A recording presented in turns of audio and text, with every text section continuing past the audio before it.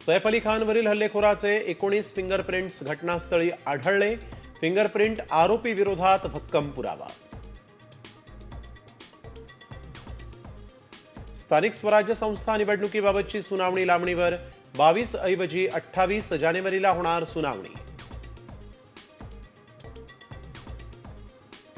बीडचं पालकमंत्रीपद मिळालं असतं तर अधिक आनंद झाला असता। जालन्याच्या पालकमंत्री पंकजा मुंडेंच्या विधानानं चर्चांना उधाण।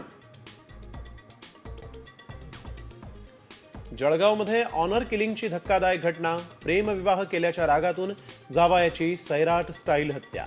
संतप्त नातेवाईकांकडून आरोपीचं घर जाळण्याचा प्रयत्न। पुण्यात चाकण औद्योगिक वसाहतीत स्टील कंपनीच्या मालकावर दिवसाढवळ्या गोळीबार। दुचाकीवरून आलेले हल्लेखोर सीसीटीव्हीत कैद। नंदुरबारमध्ये 2 गटात दगडफेक। रिक्षानं धडक दिल्यामुळे राडा। पोलिसांनी अश्रुधुराच्या 15 नळकांड्या फोडल्या। शहरात तणावपूर्ण शांतता। संभाजीनगरमध्ये टोरेस सारखाच कोट्यावधींचा घोटाळा। 35 कोटी रुपये उकळून गुजरातची कंपनी पसार।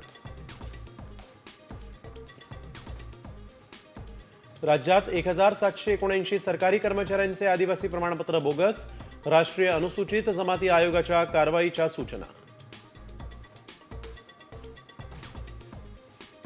राज्यामध्ये थंडीचा जोर वाढण्याची शक्यता।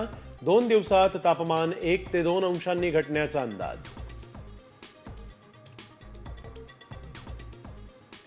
कोलकाता महिला डॉक्टर अत्याचार आणि हत्या प्रकरणातील आरोपी संजय रॉयला जन्मठेपेची शिक्षा। सियालदह विशेष कोर्टाचा निकाल।